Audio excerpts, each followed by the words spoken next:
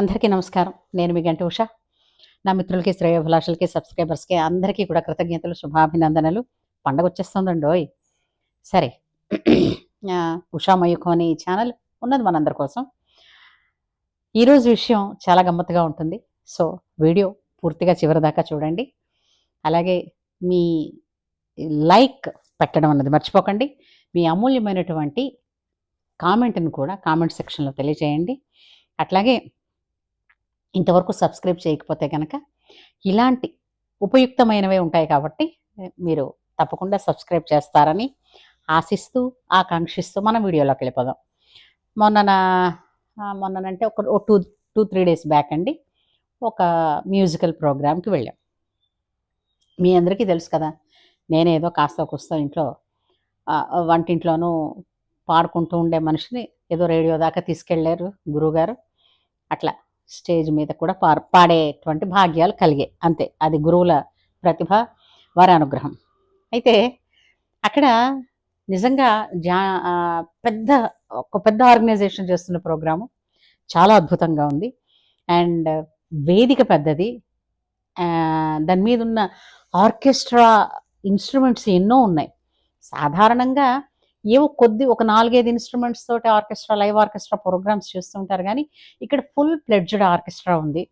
అట్లా ఆర్కెస్ట్రా ఉన్నప్పుడు మీకు అలాంటి స్టేజ్ మీద ఒక అవకాశం ఇచ్చి, మీకు ఒక సోలో పాట ఇచ్చినప్పుడు, ఆ పాటలో మనం ఎలా చెలరేగిపోవాలి, ఇచ్చిన అవకాశాన్ని ఎలా ఉపయోగించుకోవాలి.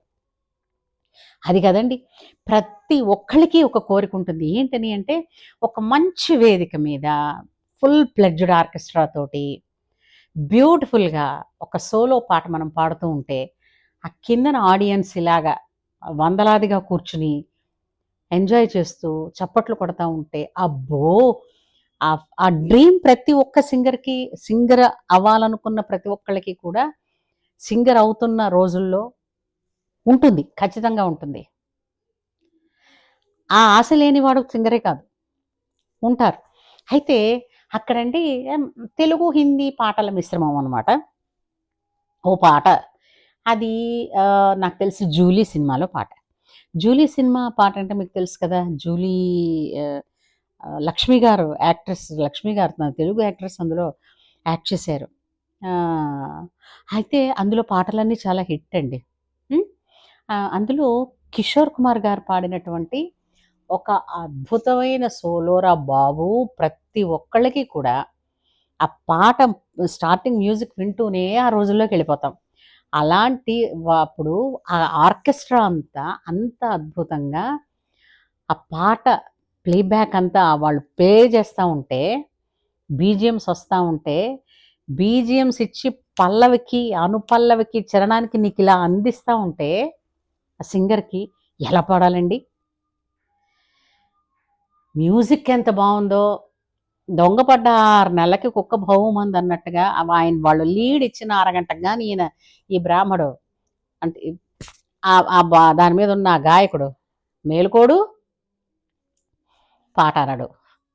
అబ్బా! అనుకున్న వాళ్ళే అందరూ అయ్యో! అని అనుకున్నవాళ్ళు. ఎందుకంటే ఒకటి కిషోర్ గారి మీద ఉన్న అభిమానం, ఒకటి ఆ పాట అంత అద్భుతంగా కంపోజ్ చేశారు. అంత బావుంటుందా పాట. ఆ మ్యూజిక్ అంత బావుంటుంది.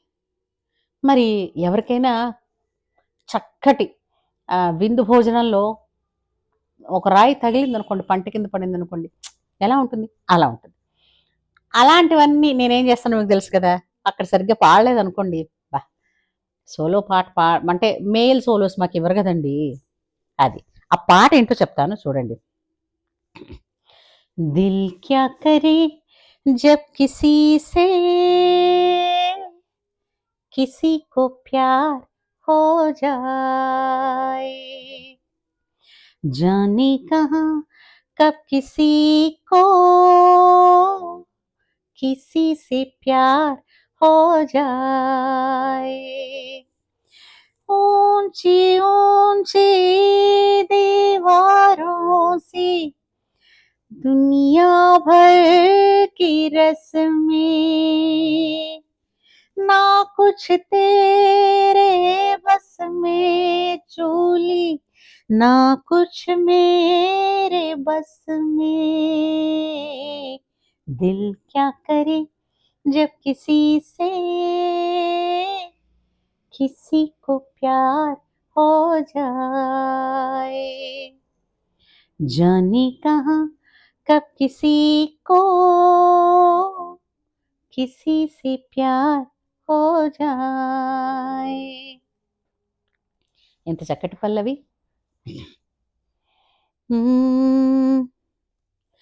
हाँ मैं तेरी याद में सबको भुला दूं, दुनिया को तेरी तस्वीर दिखा दूं, मेरा बस चले तो दिल चीर के दिखा दूं.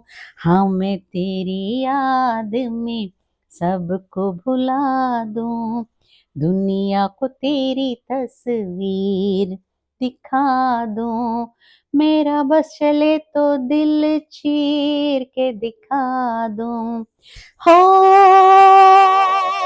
दौड़ रहा है साथ लहू के, प्यार तेरा नस नस में, हो ना कुछ तेरे बस में चूली, ना कुछ मेरे बस में, दिल क्या करे जब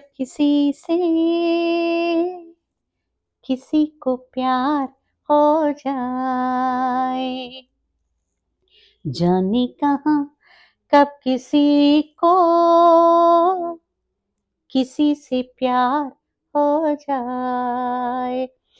ఫస్ట్ టైం ఎలా అనాలి, సెకండ్ టైం చరణం అంటున్నప్పుడు ఎలా అనాలి, అసలు పాట అర్థం ఎంత బాగుంటుంది, ఆ ట్యూన్ ఎంత బాగుంటుంది, వెనక బీజిఎం ఎంత బాగుంటుంది, ఆ మైక్ పర్ఫెక్ట్గా ఉండి ఆర్కెస్ట్రా ఉంటే నిజానికి ఇది కదా నాకు ఇచ్చినటువంటి ఒక అమోఘమైనటువంటి అవకాశం అని చెలరైపోవాలి సింగర్ అన్నవాళ్ళు.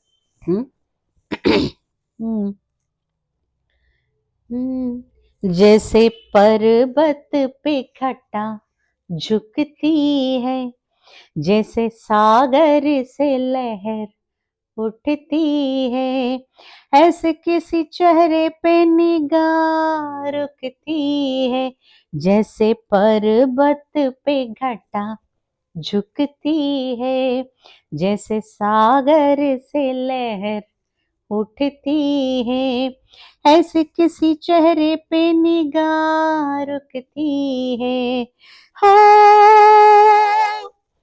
दौड़ रहा है साथ लहू के, something is there lines. But ఎంత చక్కటి పాట అండి. నాకైతే ఆ సింగర్ని చూసి ఇంకా పైపెచ్చు చాలా కాన్ఫిడెంట్గా నేనేదో అయ్యే బాబోయ్ నేను కైలాష్ ఖేర్ వీళ్ళందరినీ మించిన సింగర్ అన్నట్టుగా అలా పట్టుకుని అట్లా చూస్తాడు ఆయన. కరెక్ట్గా వచ్చాను కదా అన్నట్టుగా ఏం చేస్తాడు, అందరూ బుర్రలు పక్కన పెట్టుకుని నవ్వుకున్నారు.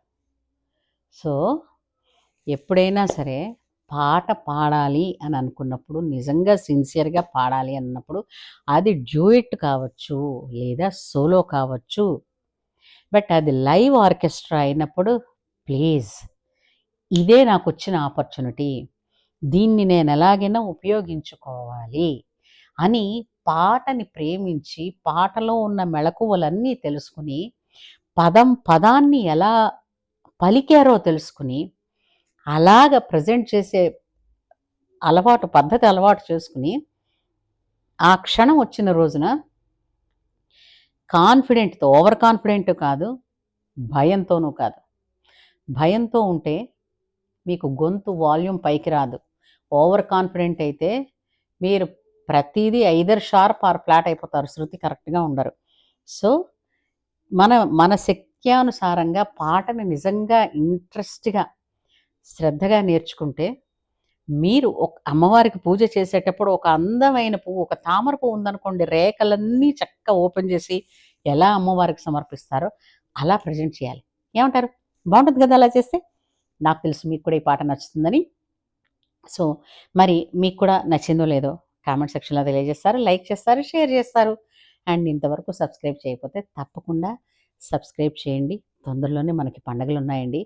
పండగల్లో అందరూ బిజీగానే ఉంటారు, కానీ అందరి కోసం నేను ఎప్పుడు పలకరిస్తూనే ఉంటాను. సరేనా? ఇట్లు మీ గంటి ఉష.